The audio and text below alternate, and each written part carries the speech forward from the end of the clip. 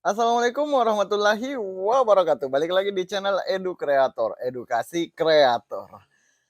Pada episode kali ini ada lagi pertanyaan dari sobat kita Mobil Al. Mobil Al. Kita sebut saja sobat mobil.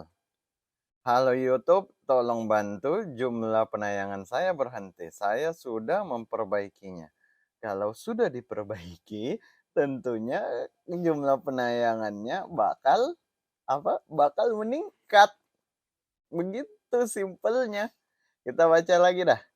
Halo YouTube, tolong bantu jumlah penayangan saya berhenti. Saya sudah memperbaikinya. Tolong jangan hentikan YouTube tentang pandang apa sih dia bilang ini?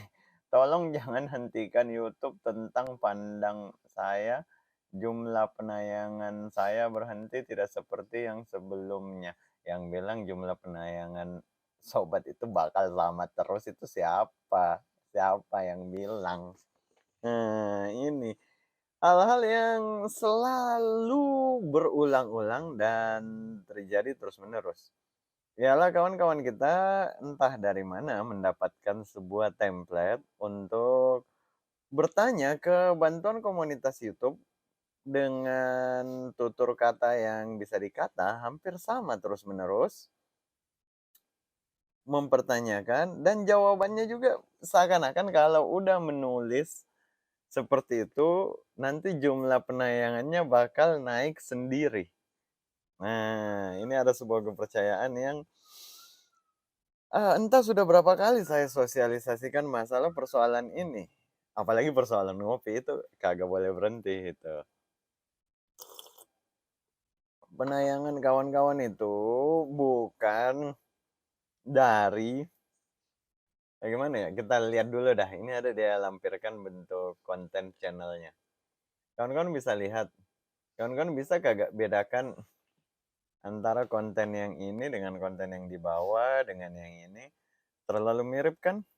Apa yang terjadi ketika channel ini nantinya mengajukan untuk monetisasi, besar kemungkinan dia mendapatkan penolakan konten berulang. Kenapa bisa kayak begitu? Karena konten berulang itu simpel banget, bukan masalah video yang sama di-upload terus-menerus. Tapi persoalan bahwa penonton kesulitan membedakan antar konten pada channel tersebut. Itu inti dari persoalan konten berulang. Jadi ketika penonton kesulitan membedakan antar konten pada sebuah channel, maka channel tersebut besar kemungkinan akan terkena konten berulang. Sesimpel itu, bahkan tidak perlu diklik kontennya. Kagak perlu kita ngeklik ke kontennya untuk melihat isi videonya, udah bisa langsung dinyatakan konten berulang. Agak sedikit kejam, namun itulah sebuah kenyataan. Hmm. Lalu di sini saya coba berikan jawaban, saya berikan informasi bahwa sebenarnya kita sebagai kreator itu harus bisa mempertahankan penonton yang ada dan menarik penonton baru. Jadi kita ditugaskan untuk bagaimana kita nih mempertahankan penonton yang ada. Misal nih, udah ada orang yang rajin nonton konten kita sejumlah 4 orang. Bagaimana 4 orang ini berubah menjadi 5 orang? Atau bagaimana 4 orang ini tidak turun jadi tinggal 2 orang?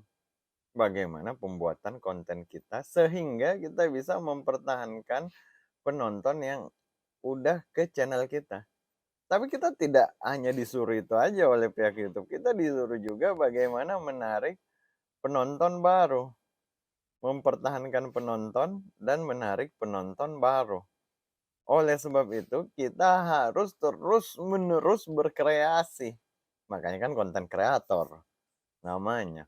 Ditulis di sini, fokuslah mengenal audiens kita. Kita harus ngenalin bagaimana bentuk penonton kita, lalu kita menyodorkan konten yang kiranya penonton itu inginkan. Bukan apa yang sedang tema yang lagi hits, bukan tema yang lagi populer. Jangan sampai disalahartikan lagi bilang ini Artinya kita harus buat tema yang populer. Kagak, tiap channel itu kan beda-beda penontonnya, beda-beda tiap tipe penontonnya. Maka dari itu saya selalu bilang ini ke kawan-kawan, jangan tanyakan ke keluarga atau teman, kita nunjukin nih video kita ke teman.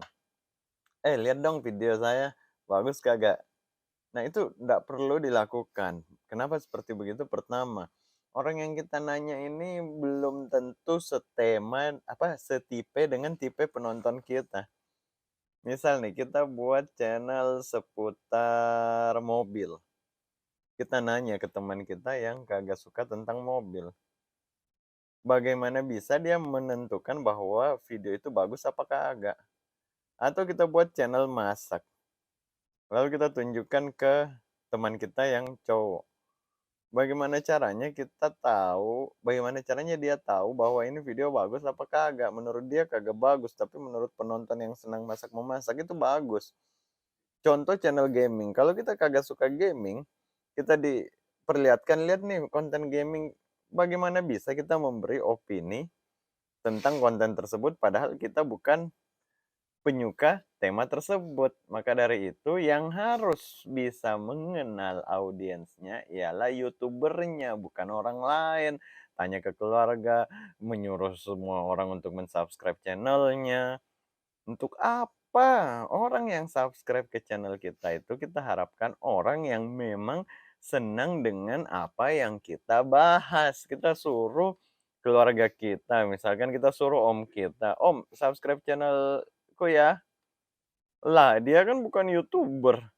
Lalu channel ini membahas tentang YouTube. Untuk apa dia subscribe? Malah dia menghancurkan channel kita.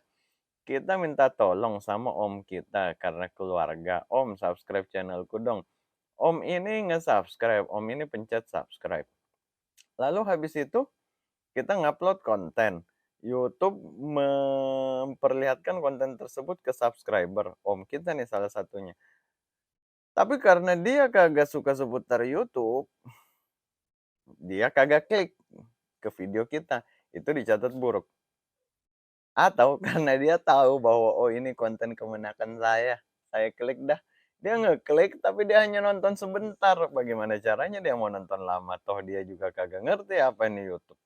Dia juga bukan YouTuber, dia juga kagak suka tentang YouTube. Akhirnya dia hanya nonton karena kagak enak sama kita, dia nonton aja bareng 1 menit habis itu dia keluar. Apa yang terjadi? Video kita dicatat buruk.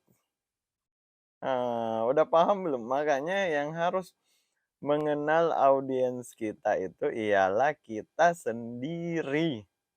Kagak perlu tanya ke siapa-siapa, di YouTube Studio ada tulisannya, bagaimana konten kita. Kagak ada yang lebih jujur dari ini. Kita bawa konten ini ke teman kita. Dia mau bilang jelek kagak enak sama kita. Dia mau bilang bagus pun belum tentu dia setipe dengan penonton kita. Lalu komentar dia, apa gunanya untuk kemajuan kita? Kita lihat apa yang analitik YouTube berikan. Rasio klik tayangnya hanya 5%.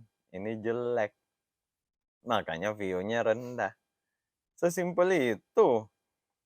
Orang hanya tahan nonton video ini 3 menit. Di sini hijau agak lumayan lah. Tapi 5% itu jelek menurut saya. Nah, jadi konten ini lewat kagak diklik orang. Berhenti promosi yang dilakukan YouTube terhadap konten ini. Makanya YouTube bilang, "Anda kagak perlu menjadi ahli algoritma atau ahli analisis, kagak perlu." Masa iya harus jadi ahli hanya untuk ngerti 3 ini aja? Seberapa banyak orang yang ngeklik thumbnail ini? Setelah dia ngeklik, berapa lama dia bertahan nonton? Bahkan hanya 2 aja yang disuruh kita pahami, 1, 2. Lalu, apakah kita harus menjadi ahli algoritma atau ahli analisis? Kagak kan? Di situ persoalannya. Sistem rekomendasi YouTube tidak mempromosikan video ke penonton Anda. Lah, bagaimana ceritanya? Tetapi menemukan atau menampilkan video kepada audiens. Jadi YouTube itu tidak mempromosikan konten kita, tapi mencarikan penonton untuk konten kita. Menemukan atau menampilkan. Jadi YouTube nyari orang tipe bagaimana yang suka konten ini. Lalu disodorkan di depan mata orang itu. Ternyata orang itu kagak ngeklik. Masalah. Nah, video diberi peringkat berdasarkan performa dan relevansi. Performa itu apaan? Performa itu yang ini performa. Minimal ini 3, ini performa. Lalu relevansi itu ini yang dibilang tema dan topiknya.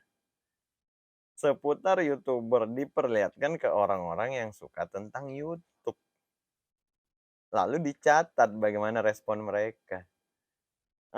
Kurang lebih begitu aja dulu dah simpelnya, ini durasi udah meledak, kurang dan lebihnya mohon dimaafkan. Kita lanjutkan di episode selanjutnya.